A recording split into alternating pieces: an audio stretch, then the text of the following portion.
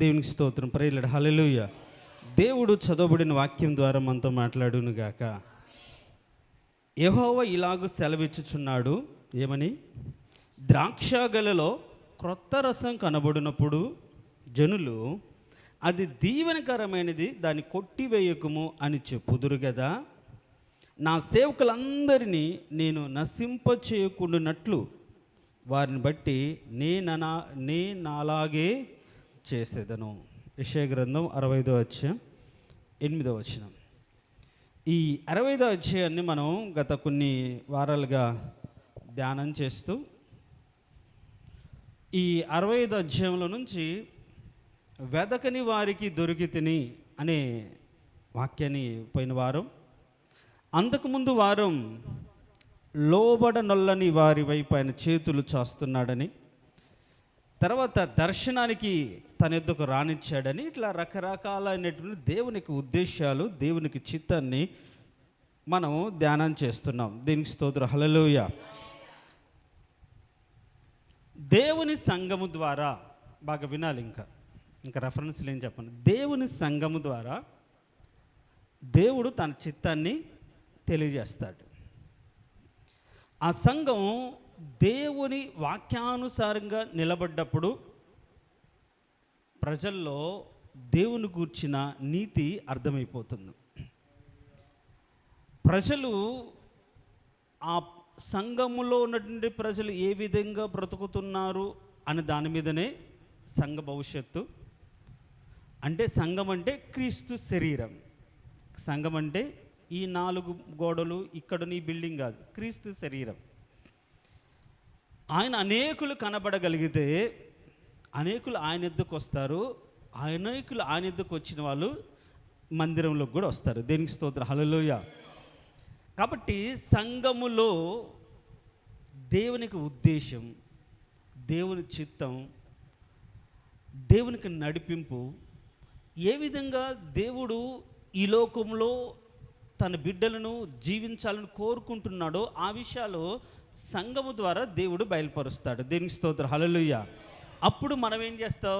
వాటిని తెలుసుకొని, వాటిని అర్థం చేసుకొని, వాటి ప్రకారంగా మనము బ్రతుకుతే మనకు ఘనత కలుగుతుంది, దేవునికి మహిమ కలుగుతుంది. దేవునికి స్తోత్రం. హల్లెలూయా.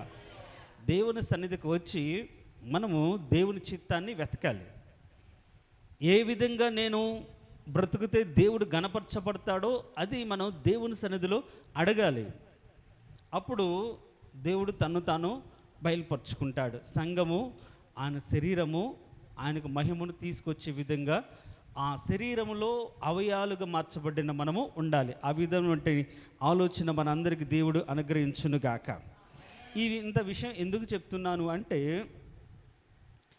దేవుని గురించి మనం ఎంత ఎక్కువగా నేర్చుకుంటే, ఎంత ఎక్కువగా ఆయన అర్థం చేసుకుంటే అంతగా దేవునితో ఒక సంబంధాన్ని కలిగి ఉంటాం. లేదనుకోండి సంబంధం చెడిపోతుంది. అందుకని ఎక్కువ ధ్యానం చేయాలి, ఎక్కువగా మనం ప్రార్థన చేయాలి. సో ఇక్కడ ఒక శ్రేష్టమైనటువంటి విషయం ఈ అధ్యాయంలో రకరకాలైన ఆలోచన మీకు చెప్పాను. మొదటేమో ఆయన దర్శించాలంటే నీతి ఉండాలి, యథార్థత ఉండాలి అని చెప్పాను. అవునా కదా? దేవుని దర్శనం ఒక వ్యక్తి కావాలంటే ఉండాలి, యథార్థవంతులు ఆయన ముఖ దర్శనం చేతురు, నీతి గలవారు ఆయన దర్శిస్తారు అనే దానికి ఎగ్జాంపుల్. కానీ అది అంతకుముందు అధ్యాయంలో చెప్పుకున్న దానికి రివర్స్లో 65వ అధ్యాయంలో వచ్చేటప్పటికి ఏమంటున్నాడు? నా యొద్ద విచారణ అసలు నన్ను అడగని వాణి నా దగ్గర రానిచ్చానని చెప్తున్నాడు. చూడండి, 2 వ్యతిరేకమైనటువంటి తలంపులను అర్థం చేసుకొని ఎప్పుడు ఎలా దాన్ని ఉపయోగించుకోవాలో ఆ జ్ఞానం మన జీవితంలో కలిగి ఉండాలి. దేవునికి స్తోత్రం. హల్లెలూయా. ఒకటే ఆలోచనతో వాక్యాన్ని మనం అర్థం చేసుకోకూడదు. దేవుడు మా వాక్యము కొంత అచ్చట కొంత ఇచ్చట ఉంచాడు. సూత్రము వెంబడి సూత్రం దేవుడు ఏర్పరిచాడు, దాన్ని మనం అర్థం చేసుకోగలిగి ఉండాలి. దేవునికి స్తోత్రం. హల్లెలూయా. సో ఇక్కడ ఇంకొక రకమైన ఆలోచన, ఇది మనకు చాలా దగ్గరగా, దీన్ని అర్థం చేసుకోగలిగితే మన వారిని రక్షించుకునే వారిగా దేవుడు మనల్ని ఏర్పరచుకుంటాడు. దేనికి స్తోత్రం. హల్లెలూయా. గమనించండి, మీరు చదివిన యెషయా గ్రంథం 65:8 నేను మరొకసారి నేను చదువుతాను. యెహోవా ఇలాగ సెలవిస్తున్నాడు. ఆయన సెలవిస్తున్నది ఏంటి అంటే, ద్రాక్ష గెలలో క్రొత్త రసం కనబడినప్పుడు జనులు ఏమంటారు, అది దీవెనకరమైనది, దాన్ని కొట్టివేయకము. మొదటి నేను చదివినప్పుడు నాకు అర్థం కాలే. అయితే ఆ మొబైల్లో వాడుక భాషలో అంటే జనరలైజ్ చేసిన బైబిల్ ఒకటి ఉంటుంది, కొద్దిగా మనకు అర్థం అవ్వడానికి. దాంట్లో ఏముంటుందంటే, ద్రాక్ష గెలలో పాడైనది ఏదైనా ఉంటే గెలనంతని పడేస్తారా? మంచి వాటిని బట్టి గెల ఉంచుతారు కదా. మీరు గ్రేప్స్ కొంటూ ఉంటారు, దాంట్లో ఏదైనా కుళ్ళినదో పుచ్చినదో ఒక పండు కనిపిస్తుంది. ఆ గెలలో అదేంటి, గెలలో కాదు, ఏమంటారు గెలలోనైనా మనం కొంటాం కదమ్మా ద్రాక్ష గుత్తి. దాంట్లో 1-2 చెడ్డవి కనిపిస్తే మొత్తాన్ని పడేస్తామా? పడేయం. మిగతా ఇవి మంచివి కాబట్టి ఆ గుత్తిని లేకుండా గెలను అలానే ఉంచుతాం. అంటే దీని యొక్క అర్థం ఏంటంటే, ఇజ్రాయేలు జనాంగములో అందరు మంచి వాళ్ళు కాదు, కానీ దేవుడు కాపాడుతున్నాడు. దాని గల కారణం ఎవరో కొంతమంది నమ్మకంగా దేవునికి విధేయత చూపుతూ బ్రతుకుతున్న వారిని బట్టి ఇశ్రాయేలు వంశాన్ని కాపాడుతున్నట్టుగా మనం చూస్తాం. దేనికి స్తోత్రం, హల్లెలూయా. అంటే దీన్ని సింపుల్గా మనం చెప్పుకోవాలంటే, మన కుటుంబంలో మనం ఒక్కరు మంచివారు ఉన్న కుటుంబాన్ని దేవుడు కాపాడుతాడు. దేనికి స్తోత్రం, హల్లెలూయా. దాన్ని బలం చేకూర్చే వచనం ఏంటి అంటే, దేశం ఒక్కడుంటే చాలు దేశాన్ని కాపాడుతాను అన్నాడు కదా. యెహెజ్కేలు గ్రంథం 22వ అధ్యాయంలో మీరు చూడండి. యెహెజ్కేలు గ్రంథం 22వ అధ్యాయం 30వ వచనం. నేను దేశమును పాడు చేయకుండునట్లు ప్రాకారమును దిట్టపరుచుటకును బద్దలైన సందులలో నిలుచుటకును తగిన వాడ ఎవడని ఎంత విచారించిన ఒక్కడైనను కనబడలేదు అన్నాడు. అంటే ఒకడుంటే చాలు, ఎక్కడ బద్దలైన బండ సందులు ఒకడుంటే చాలు, దిట్టపరిచేవాడు ఒకడు ఉంటే చాలు. ఏం చేస్తాడు, నేను దాన్ని కాపాడుతాను అని అర్థమే కదా. అంతకుముందు కూడా మనం సంరక్షకుడు లేకుండా చూచి ఆయన బాధపడ్డాడని మనం యెషయా గ్రంథంలో నుంచి కొన్ని వచనాలు అంతకుముందు కూడా మనం ధ్యానం చేసాం. ఒకడుంటే చాలు అంటే, కాబట్టి ఒక్కరే మారు మనసు పొందితే సరిపోతుందా? ఒక్కరే రక్షణ పొందితే సరిపోతుందా? కాదు. దేవుడు ఆ ఒక్కరిని బట్టి మిగతా వారికి కొంతకాలం మార్చుకోవడానికి దేవుడు అవకాశము వారికి కలగజేస్తాడు. దేనికి స్తోత్రం, హల్లెలూయా. చెప్దాం ప్రేయర్లు, హల్లెలూయా. సో ఇప్పుడు ఈ చెప్పిన ఈ మాటలో ఈ క్రొత్త ద్రాక్షరసం అంటే ఆ మంచిది మిగతా వాటికి ఏ విధంగా మార్చబడుతుందంటే దీవెనకరంగా మార్చబడుతుంది. ఏంటంట, ఏం చదివాం ఇప్పుడు?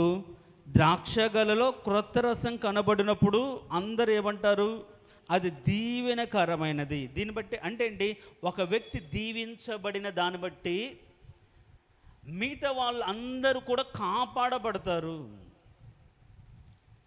ఒక వ్యక్తి ఒక కుటుంబంలో దేవుని దృష్టిలో దేవుని వలన దీవెన పొందగలిగిన స్థాయిలో స్థితిలో ఉంటే ఆ వ్యక్తిని బట్టి, ఆ వ్యక్తికి ఉన్నటువంటి నమ్మకాన్ని బట్టి, అతడు దీవించిన విధానాన్ని బట్టి దేవుడు ఆ కుటుంబాన్ని లేకుండా ఆ సంఘాన్ని లేకుండా ఆ దేశాన్ని ఆ ప్రదేశాన్ని కాపాడిన సంగతులు బైబిల్లో చాలా ఉన్నాయి. కాబట్టి ఈరోజు మన కుటుంబానికి మనం ఏ విధంగా మార్చబడాలి? దీవెనకరంగా మార్చబడాలి. దేవునికి స్తోత్రం, హల్లెలూయా. అంటే ఆ కుటుంబం మీదకి వచ్చే శాపం, ఆ కుటుంబం మీదకి వచ్చే ఉగ్రత ఒకవేళ దాని మీదకి రావాలన్న ముందు దేవుడు మనల్ని అడిగి మనల్ని చూసి కొన్నిసార్లు దాటిపోయే విధంగా, తప్పించే విధంగా మనము మన కుటుంబ పక్షాన మన సంఘ పక్షాన ఒక దీవెనకరమైన వ్యక్తులుగా మనము ఉందుముగాక. దేవునికి స్తోత్రం, హల్లెలూయా. చెప్దాం ప్రేయర్లు, హల్లెలూయా.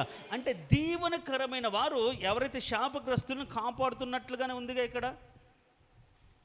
ఈరోజు మన సంఘంలో ప్రతి కుటుంబంలో ఎవరో ఒకరు దేవుని నమ్మి కుటుంబ భారం కలిగి, వారి మందిరం పట్ల శ్రద్ధ కలిగి, దేవుని ఎరిగి దేవుని సన్నిధికి వస్తున్న దాన్ని బట్టి మిగతా వాళ్ళు నమ్మకపోయినా రాకపోయినా, వాళ్ళు విచ్చలవిడికి బ్రతుకుతున్నా, వీరిని బట్టి దేవుడు వారికి ఏమి ఇస్తున్నాడు? అవకాశాలు ఇస్తున్నాడు. దేవునికి స్తోత్రం. హల్లెలూయా చెప్దాం. ప్రైలర్ హల్లెలూయా. సో ఈ అవకాశాన్ని ఉపయోగించుకునేటట్లుగా దీవించబడిన మనం, వారికి కాపుదలుగా అడ్డుగా ఉన్న మనం, వారి యొక్క రక్షణ గురించి మనం ఏం చేయాలి? ప్రార్థన చేయాలి. దేవునికి స్తోత్రం. హల్లెలూయా చెప్దాం. ప్రైలర్ హల్లెలూయా. ఇక్కడ ద్రాక్ష రసం అనే దాని గురించి చూస్తే, ఎవరు ఈ ద్రాక్ష తోట, ఎవరు ఈ ద్రాక్ష తోట అనేది మనం కానీ గమనించగలిగితే, మీరు అదే యెషయా గ్రంథంలో 5వ అధ్యాయం, యెషయా గ్రంథం 5వ అధ్యాయం 7వ వచనం చదవండి.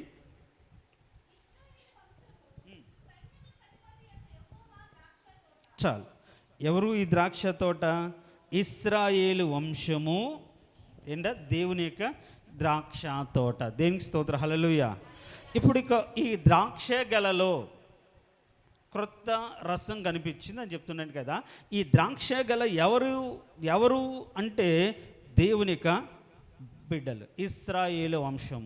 మనము బైబిల్లో ఇశ్రాయేలుని కొన్నిసార్లు, యాకోబు అని కొన్నిసార్లు దేవుడు మాట్లాడిన సందర్భాల్లో, యాకోబు అంటే ఇంకా మార్చబడని, ఒప్పుకొని వదిలిపెట్టని స్థితి కలిగిన వారిని, వారు దేవుని బిడ్డలే.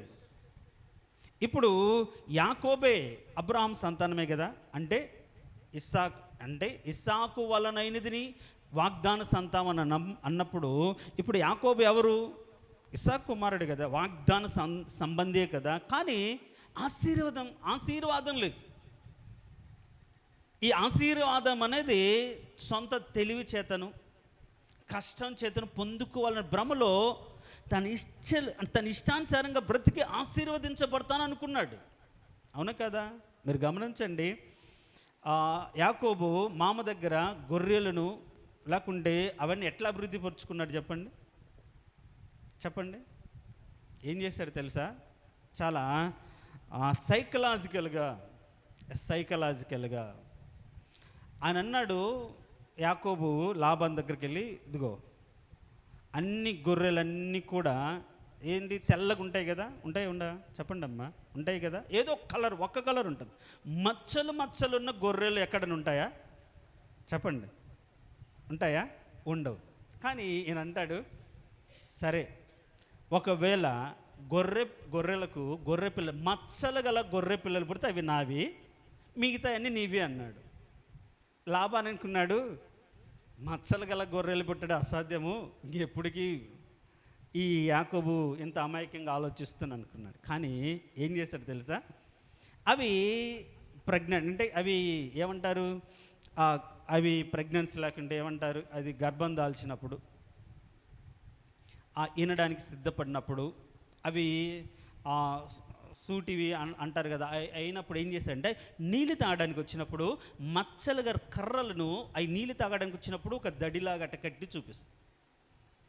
ఇప్పుడు ఈ నీళ్ళు తాగడానికి వచ్చిన గొర్రెలన్నీ కూడా దాన్ని చూడంగానే, ఓహో అంటే ఏంటి, సైకలాజికల్గా ఆ ఆలోచనలు, ఆ యొక్క కలర్స్ అన్నీ కూడా మనసులోకి వస్తాయి. మీకు తెలుసో లేదో, ఆ గర్భవతిగా మార్చబడిన బిడ్డలకు ఇళ్లలో చాలా బలిష్టమైన అమ్మాయి బొమ్మలో అబ్బాయి బొమ్మలో పెడుతుంటారు. కారణం కదా, పెట్టలేదా మీరు? కారణం ఏంటి? పుట్టబోయే బిడ్డ అట్లా ఉండాలి, దాన్ని చూస్తూ నా కొడుకు నా కూతురు దేవుడిచ్చే సంతానం ఇలా ఆరోగ్యకరంగా ఉండాలి అని ఆలోచనలో ఉంటుంది. ఇలా ఎప్పుడైతే అలా చేస్తాడో, ఈ గొర్రెలన్నీ దాన్ని చూసి పుట్టిన సంతానం అంటే గొర్రె పిల్లలన్నీ కూడా మచ్చలు గలవే అయిపోయినాయి. చూడండి, మచ్చలు గలవే అయిపోయినాయి.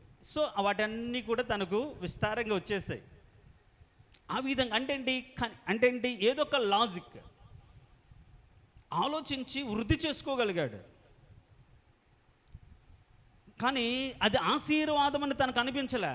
అంటే మనము దేవుని బిడ్డలమైనప్పటికీ, అంటే ఇశ్రాయేలు మార్చబడక ముందు రకరకాల ప్రయత్నాల ద్వారా వృద్ధి పొందాలని ప్రయత్నిస్తూ ఉంటా. అలాంటి మార్చబడని శ్రేష్టమైన వాగ్దానము, లేకుంటే దేవునికి చిత్తం లేనటువంటి స్థితిని యాకోబు అనే సందర్భాన్ని ఉదాహరిస్తాడు దేవుడు. కానీ ఇశ్రాయేలు ఎవరు అంటే పాపాన్ని ఒప్పుకొని, అవును ప్రభా నేను యాకోబునే, నిజమైన ఆశీర్వాదం నాకు కావాలి అని దేవుని సన్నిధిలో పెనుగులాడి, అంటే ఈ లోక సంబంధమైనది ఆశీర్వాదం కాదు, దేవుడు ఇచ్చినదే ఆశీర్వాదం అని ఎరిగి శ్రేష్టమైన ఆశీర్వాదం కోసం పోరాడిన అనుభవం కలిగిన వారిని ఏమంటారంటే ఇశ్రాయేలు అంటారు.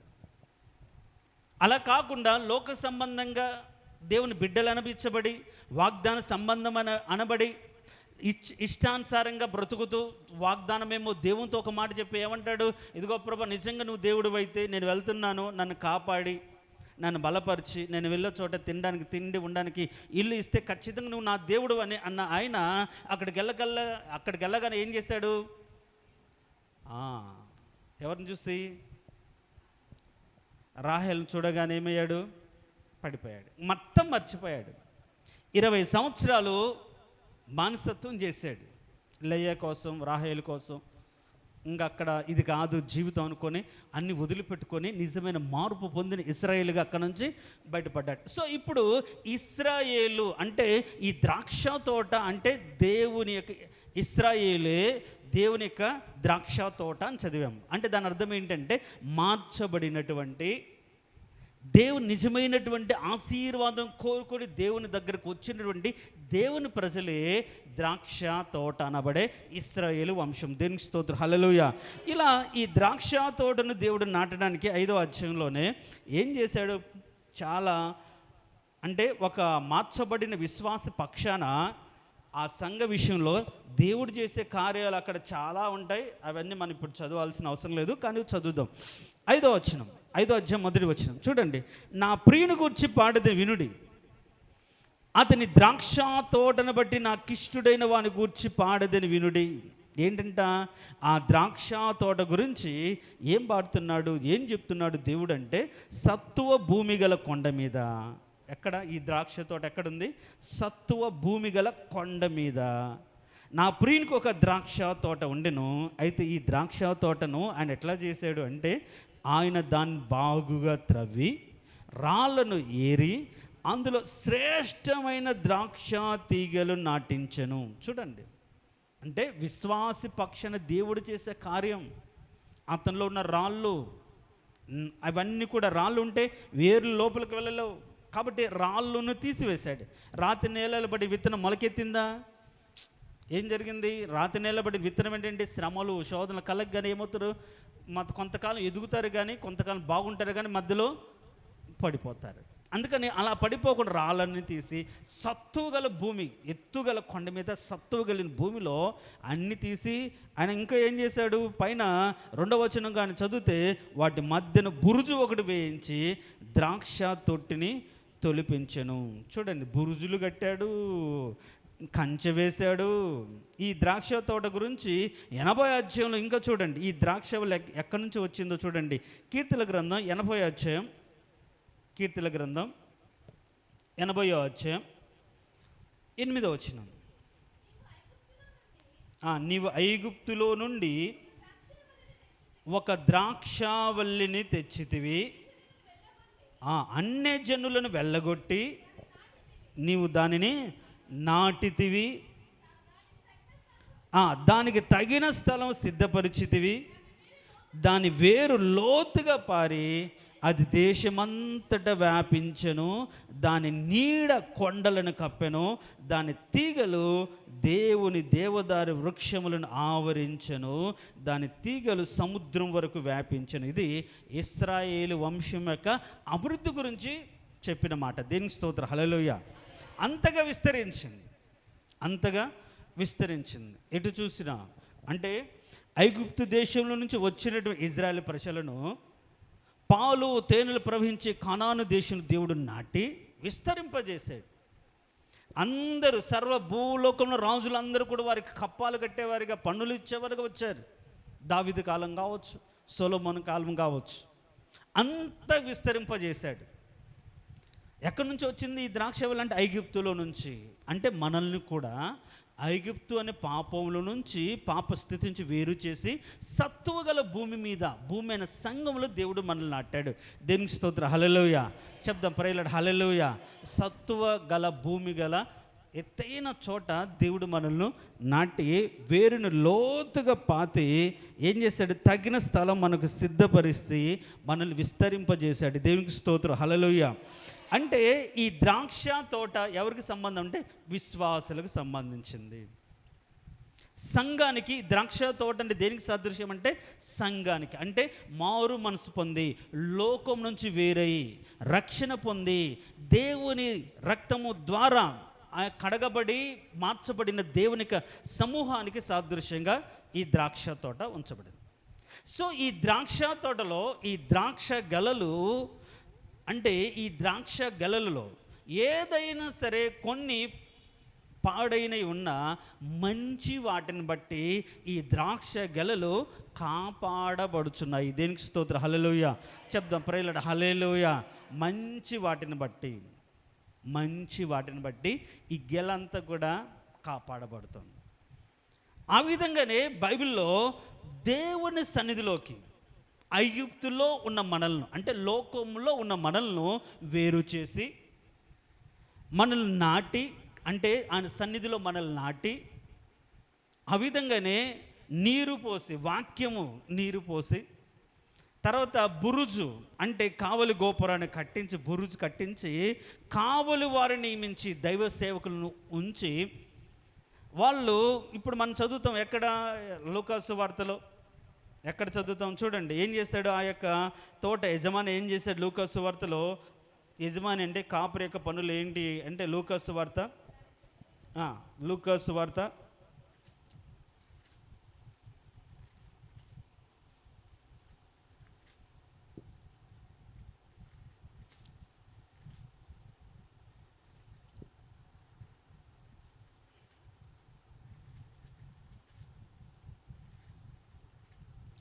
13వ అధ్యాయం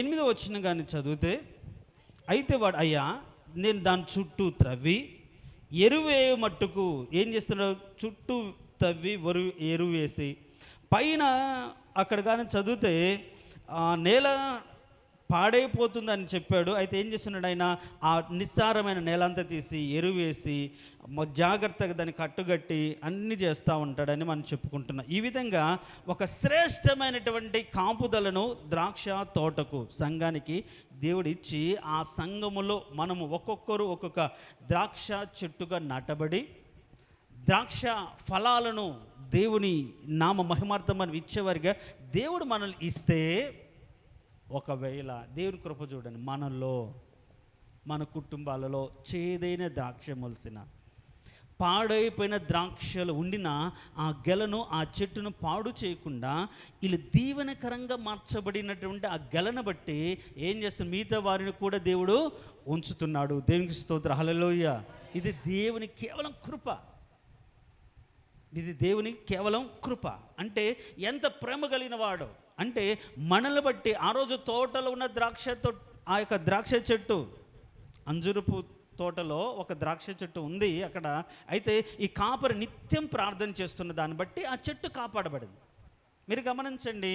అదే 21వ అధ్యాయం మత్తయి సువార్తలో ఆయన త్రోవ పక్కన ఉన్న ద్రాక్ష చెట్టు దగ్గరికి వెళ్తాడు. త్రోవ పక్కన ఉన్నటువంటి అంజూరపు చెట్టు దగ్గరికి వెళ్తాడు. అంజూరపు చెట్టు దగ్గరికి వెళ్తే ఆకులు మాత్రం ఉన్నాయి కానీ ఫలాలు లేవు. శపించాడా దేవుడు? ఎండిపోయిందా సాయంత్రానికి? మరి ఈ సంవత్సరం వచ్చినా సరే ఫలాలు లేకపోయినా ఎందుకు శపించలేదు? చెప్పండి, ఎందుకు శపించలేదు? అది కంచెగల తోట సంఘములో ఉంచబడి, అంటే ఒక సేవకుడు ఆ చెట్టు గురించి, ఆ వ్యక్తి గురించి, ప్రభు ఈ సంవత్సరం కూడా ఉండనియ్యా, ఇంకొకసారి చెప్పు చూస్తాను, ఇంకొద్దిగా తయారు చేస్తాను అన్న దానిని బట్టి, దైవ సేవకుని ప్రార్థన బట్టి చాలామంది కాపాడబడుతున్నారు. దేవునికి స్తోత్రం. హల్లెలూయా. ఒకవేళ వాళ్ళు సంఘములో ఉండకుండా ఆ కుటుంబం సంఘముతో జత చేయబడకుండా, సంఘానికి రాకుండా, ఏ సంఘానికి వెళ్ళకుండా, రోడ్డు పక్కన దారి పక్కన విచ్చలవిడిగా పెరిగే కుటుంబంగా ఉంటే ఖచ్చితంగా దాని గురించి అడిగేవాళ్ళు లేరు, విజ్ఞాపన చేసేవారు లేరు, వాళ్ళ గురించి ఆ రెస్పాన్సిబిలిటీ తీసుకున్న వాళ్ళు ఎవరు లేరు. కాబట్టి అవి శాపగ్రస్తంగా మార్చిపోతున్నాయి. కాబట్టి మన సంఘంలో చేర్చబడ్డ దాన్ని బట్టి మనకు కలిగిన దేవుడి కృప ఏంటంటే ప్రార్థనను బట్టి మనం కాపాడబడుతున్నాం. దేనికి స్తోత్రం. హల్లెలూయా చెప్దాం. ప్రైజ్ హల్లెలూయా. ఈ సంవత్సరం కూడా ఉండనిమ్ము అంటే ఏమంటున్న దేవుడు సరే అని. దేవుడు అప్పటికి 2-3 సార్లు అవకాశం ఇస్తూనే వచ్చాడు కదా. ఈ యొక్క నేలంతా వ్యర్థమైపోతుంది అని దేవుడు బాధపడిన కాపరి యొక్క ప్రార్థన బట్టి ఆ చెట్టును ఉండనిచ్చినట్టుగా మన జీవితాల్లో సరైన స్థితి లేకపోయినా, సరిగ్గా మనం దేవుని ఎదుట ఎదక్కపోయినా, అని అడిగిన ఫలాలు మన బ్రతుకులు కనబడకపోయినా, దైవ సేవకుని ప్రార్థన బట్టి మనం కాపాడబడుతున్నాం. దేవునికి స్తోత్రం. హల్లెలూయా. అందుకనే ఎందుకని ప్రతి కుటుంబం గురించి ప్రార్థన చేస్తాం? కారణం ఏంటంటే సంఘంలో ప్రతి కుటుంబం గురించి ప్రార్థన చేస్తే మనం చేసే ప్రార్థన ఆ కుటుంబానికి ఏమిస్తుంది? కాపుదలనిస్తుంది. అందుకనే ఎవరిని కూడా మనం నిర్లక్షించి ప్రతి కుటుంబం గురించి ప్రతి వారం కావచ్చు, నెల కావచ్చు, ఎత్తిపట్టి ప్రార్థన చేయడానికి గల కారణం ఏంటంటే దేవుని కాపుదలు వచ్చి ఇంకొక సంవత్సరమైన వారికి మరొక అవకాశం రావాలి, మార్చబడ్డానికి, ఫలాలు ఇవ్వాలనే ఉద్దేశంతోనే. దేవునికి స్తోత్రం. హల్లెలూయా చెప్దాం. ప్రేయర్ హల్లెలూయా. ఆ విధంగానే వ్యక్తిగతంగా మనం చూస్తే మంచి దీవెనకరమైన వారిని బట్టి మిగతా వారికి ఏం కలుగుతుందంటే కాపుదల, లేకుంటే వారు కాపాడబడతారని మనం చెప్పుకుంటున్నాం. దేవునికి స్తోత్రం. హల్లెలూయా. ఒక మాట చదువుదాం చూడండి. అపోస్తుల కార్యంలో 27వ అధ్యాయం,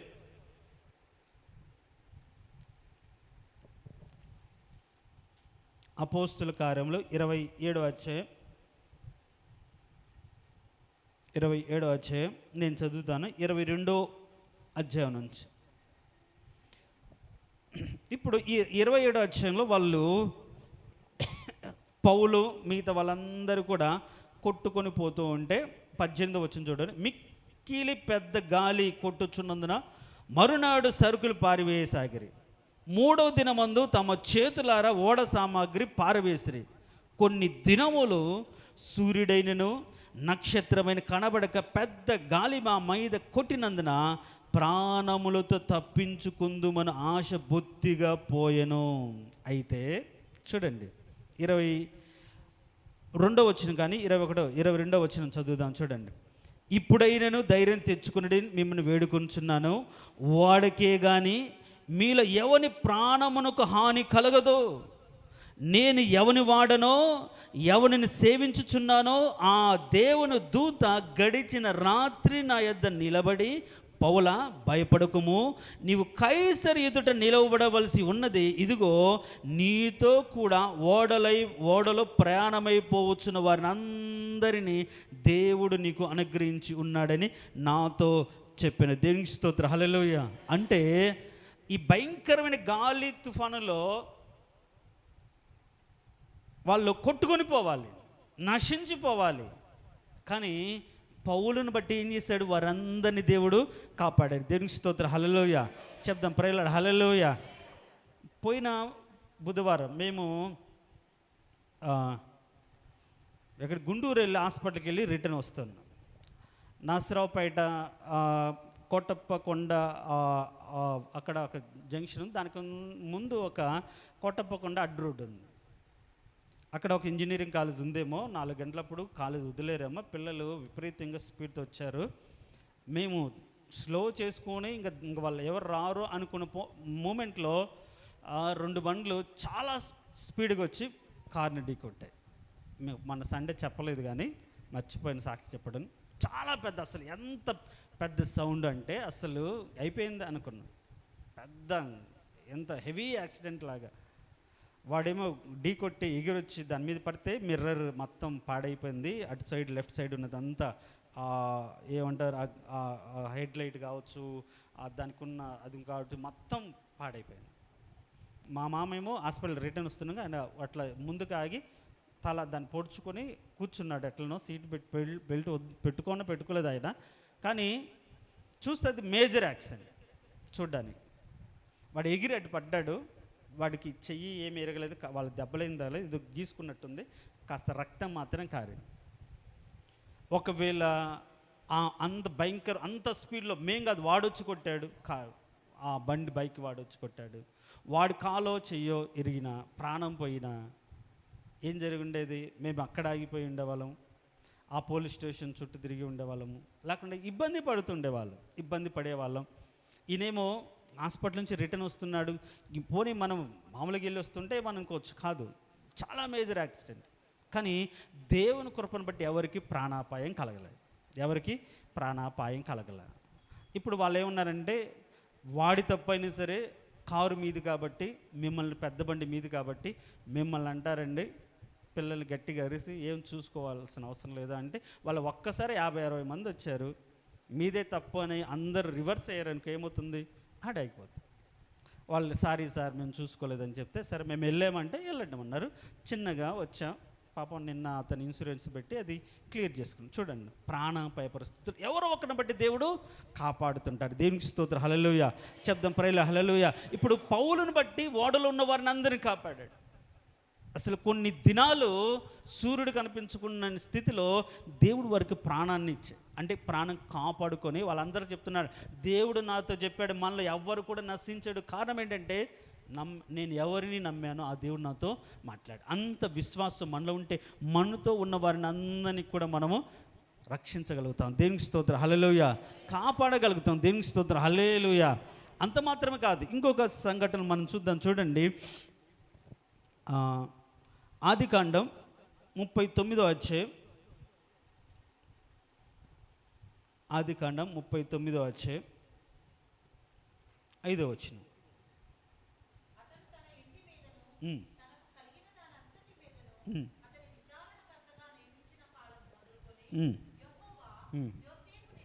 యెహోవా యోసేపు నిమిత్తం ఐగుప్తుని ఇంటిని ఆశీర్వదించింది. దేవునికి స్తోత్రం, హల్లెలూయా. చూడండి, ఎవరి నిమిత్తం?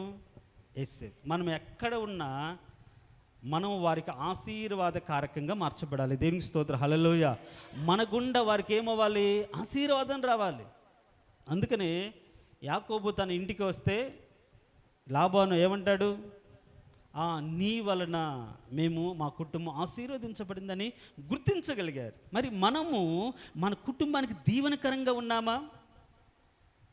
మన కుటుంబం అంటే దేవుని వలన ఆశ్చర్యకరమైన సహాయం పొందదగిన స్థితిలో ఉందా?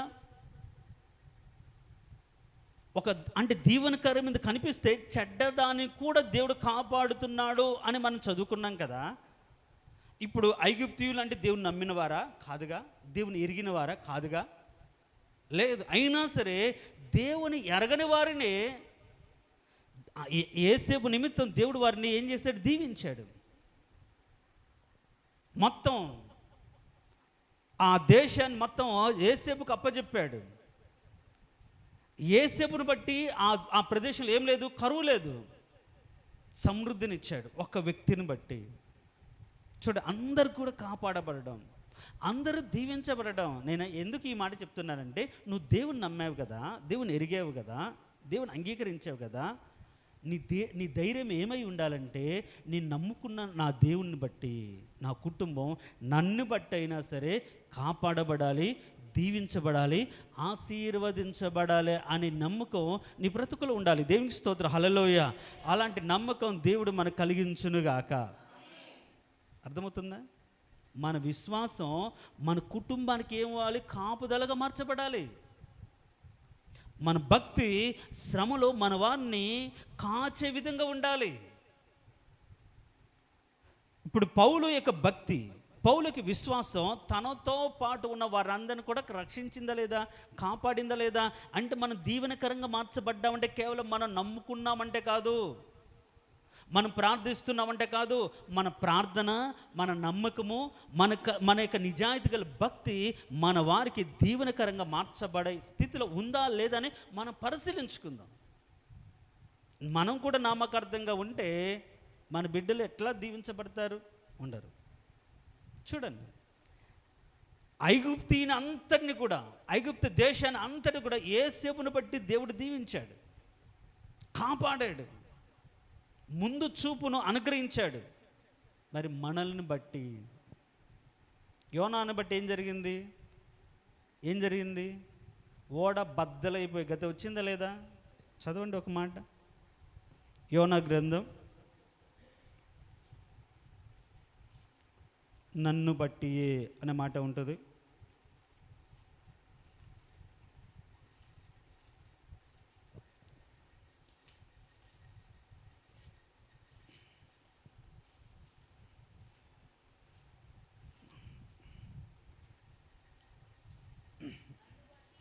రెఫరెన్స్ చెప్పండి అక్క. పేజ్ నెంబర్ 762, యోనా గ్రంథం 1వ అధ్యాయం 10వ వచనం చూడండి. ఎన్నో వచనం చదివారు ఇప్పుడు? 12వ వచనం చూస్తే, నన్ను బట్టి ఈ గొప్ప తుఫాను మీ మీదకి వచ్చిందని నాకు తెలిసి ఉన్నది. నన్ను ఎత్తి సముద్రంలో పడవేయడి, అప్పుడు సముద్రం మీ మీదకి రాకుండా నిమ్మలించునని వారితో చెప్పాను. అయితే 15వ వచనం చదువు. యోనాను ఎత్తి సముద్రం పడవేయగానే సముద్రం పొంగకుండా ఆగిపోయాను. చూడ, ఒక వ్యక్తిని బట్టి కీడు, ఒక వ్యక్తిని బట్టి తుఫాను, ఒక వ్యక్తిని బట్టి దీవెన, ఒక వ్యక్తిని బట్టి ఆశీర్వాదం, ఒక వ్యక్తిని బట్టి దేవుని కాపుదల. కాబట్టి క్రొత్త ద్రాక్షరసం అంటే మన స్థితి మార్చబడినదిగా ఉండి దీవెనకరంగా మనం ఉంటే, మన వాళ్ళు ఎవరైనా ఎలాంటి వారికైనా మనం ఎట్లా ఉంటాము? ఆశీర్వాదకరంగా ఉంటాం, దీవెనకరంగా మార్చబడతాం. పౌలు కొన్ని దినాలు సముద్రం ఉండినా ఒక్కరు కూడా చనిపోలే.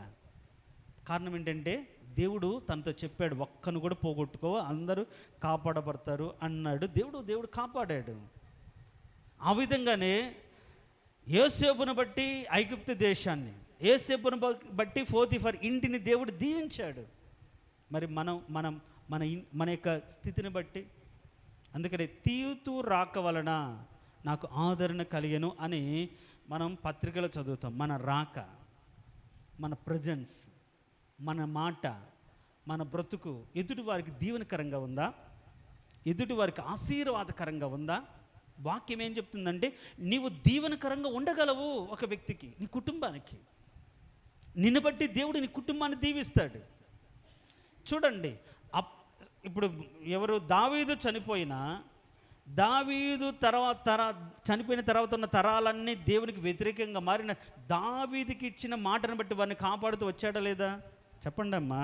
కారణం ఏంటి?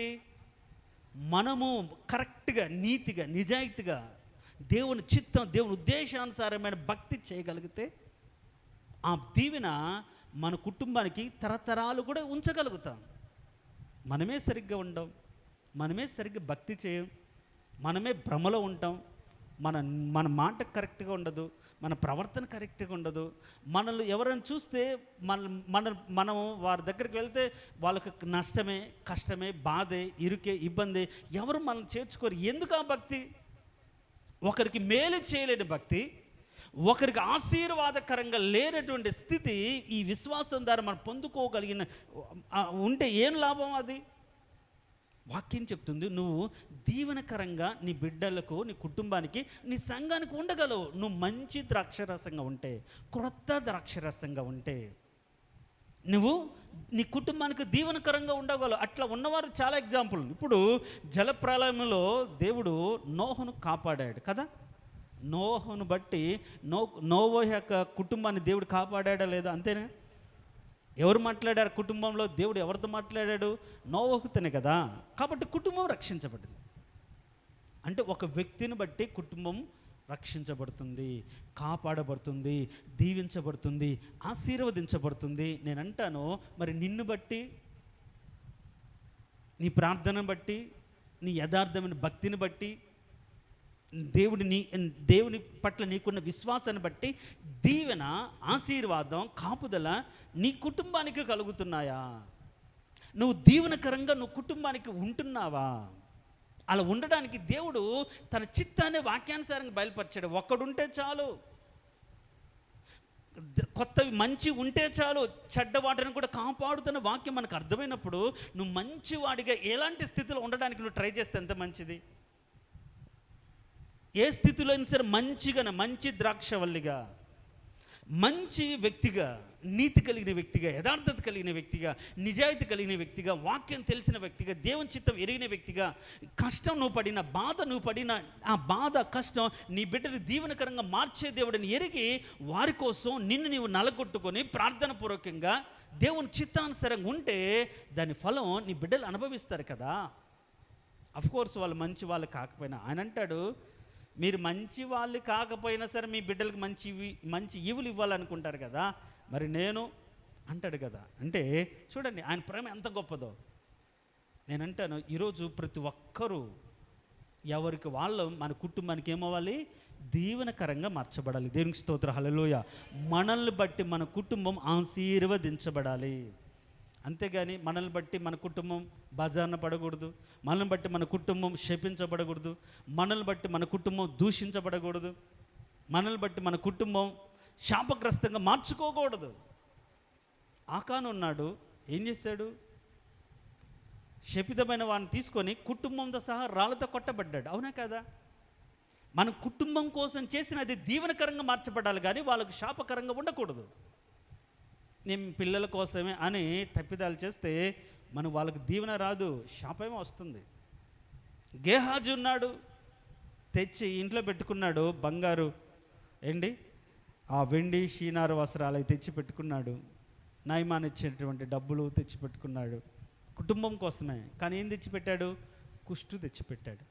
కోరహు ఉన్నాడు, దాతాను అభిరామ్ ఉన్నారు, ఏం చేశారు? వ్యతిరేకంగా మార్చబడి భూమిని నెరవిడ్చి చంపబడ్డారు, చచ్చిపోయారు. చూడండి, కుటుంబాలు నాశనం చేసుకుని, ఒక వ్యక్తిని బట్టి కుటుంబం కూడా నాశనమైన సందర్భాలు బైబిల్లో చాలా చూస్తాం. కానీ ఆ కుటుంబాన్ని బట్టే, ఒక వ్యక్తిని బట్టి దీవించిన సందర్భాలు కూడా చాలా చూస్తాం. అంటే ఇప్పుడు మన కుటుంబం అంటే మనము మన కుటుంబానికి ఎలా ఉండాలి?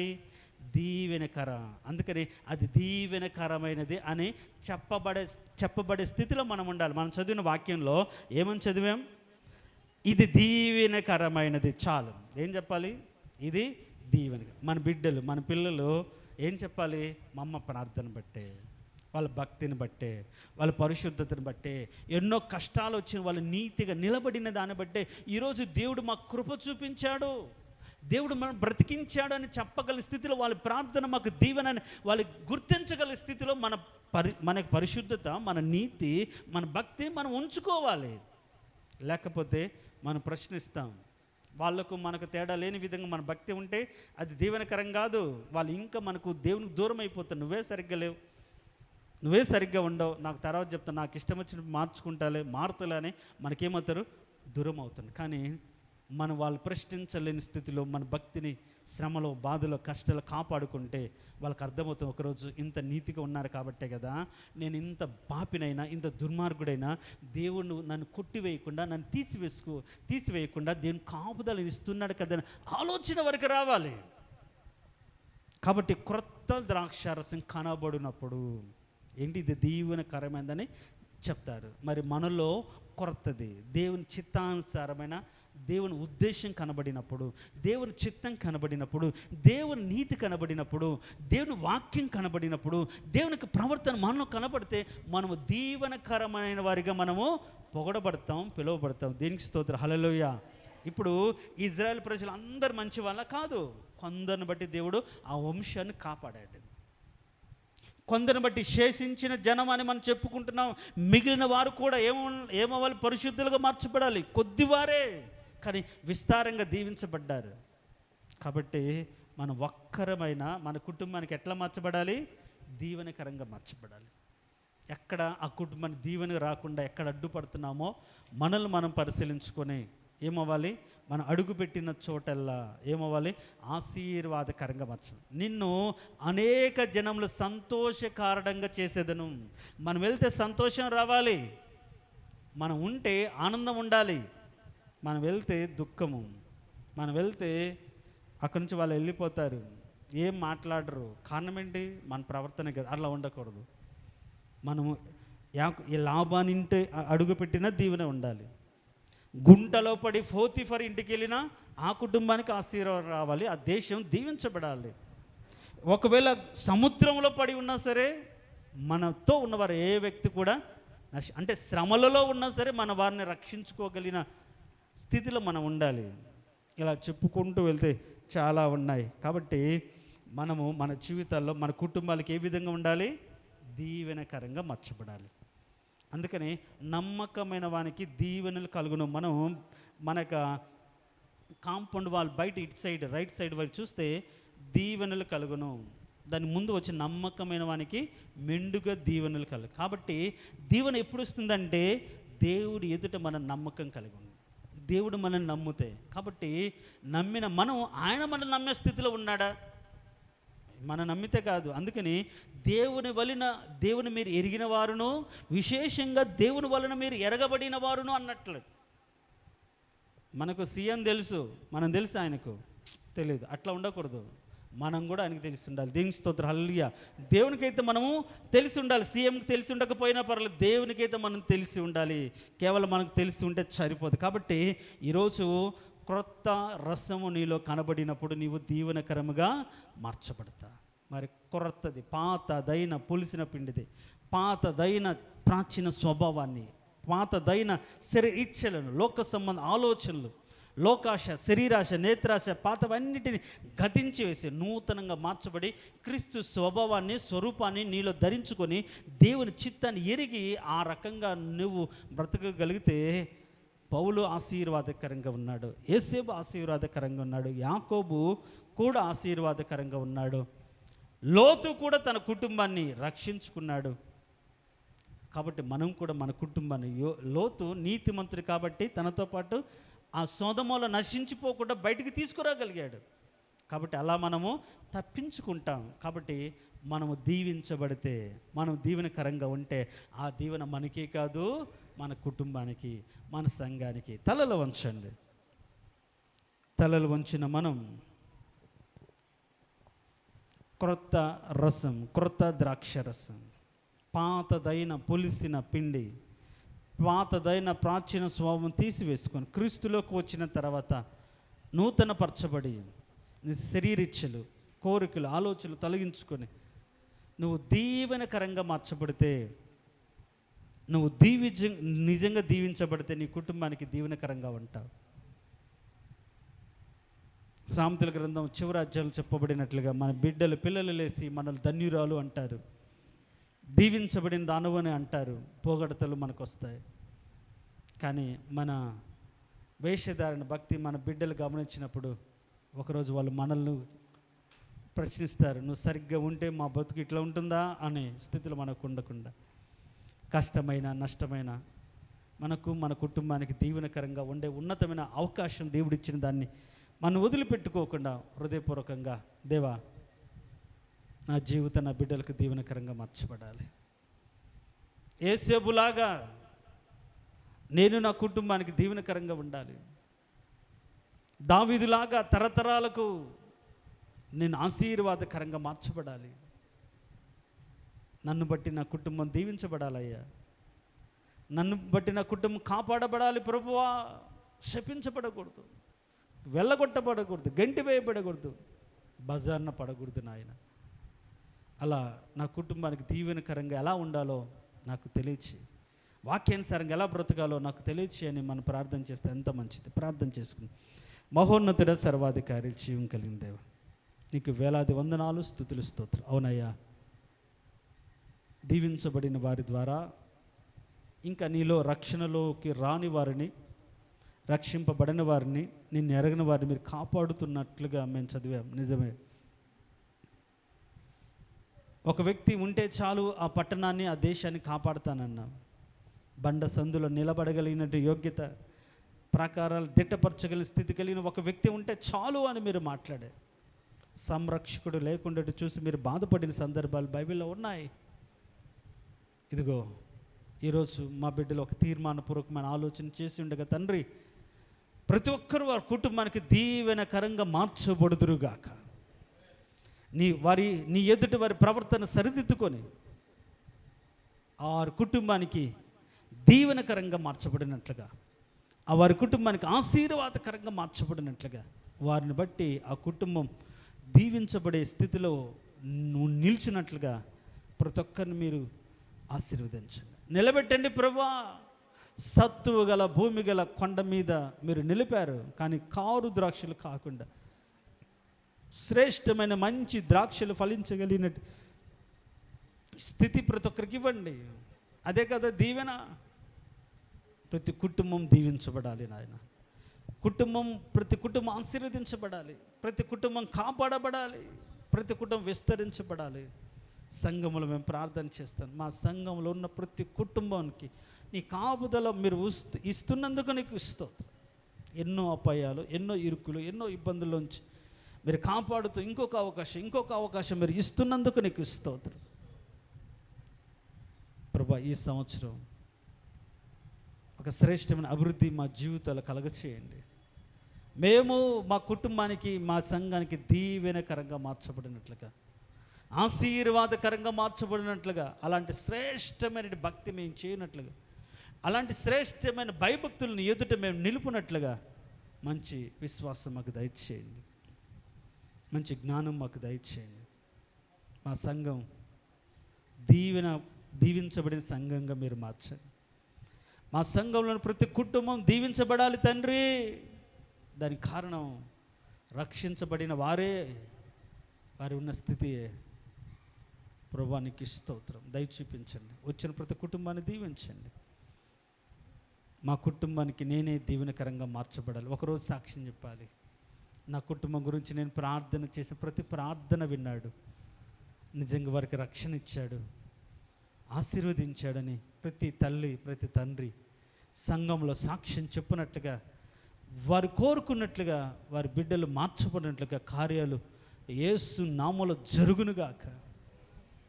వ్యతిరేకత కలగ చేస్తున్నటువంటి, మందిరానికి రాకుండా అడ్డుపడుతున్న సాతాను యొక్క ఆలోచన విధానాన్ని యేసు నామములో వారి మనసులోంచి తీసివేస్తున్నాము నాయన. నీ మందిరానికి వచ్చే మంచి మనసు యేసు నామములో వారికి కలుగునుగాక. రక్షణ పొందదగిన యోగ్యత వారు యేసు నామములో పొందుకొందురుగా అని ప్రకటిస్తుంది. దీవించి బలపరిచి దీవెనకరంగా మా బ్రతుకులను నేను కొనసాగించినట్లుగా శ్రేష్టమైన వాక్యాన్ని, సత్యాన్ని మాకు తెలియజేసి మమ్మల్ని బలపరచమని యేసయ్య అతి శ్రేష్టమైన దివ్యగణ నామమును అడిగి వేడుకొంచున్నాము తండ్రి. ఆమేన్. మన తండ్రి అయిన దేవుని యొక్క ప్రేమ, క్రీస్తు యొక్క కృప, పరిశుద్ధాత్మ యొక్క సహవాసం ఇప్పుడు ఎల్లప్పుడూ సదాకాలం మనకును మన సంఘంలో ప్రతి కుటుంబానికి, కుటుంబంలో ఉన్న ప్రతి వ్యక్తికి, వృద్ధులను మొదలుకొని చంటి బిడ్డల వరకు తోడై కాపాడి బలపరిచి ఆశీర్వదించి నడిపించునుగాక. ఆమేన్.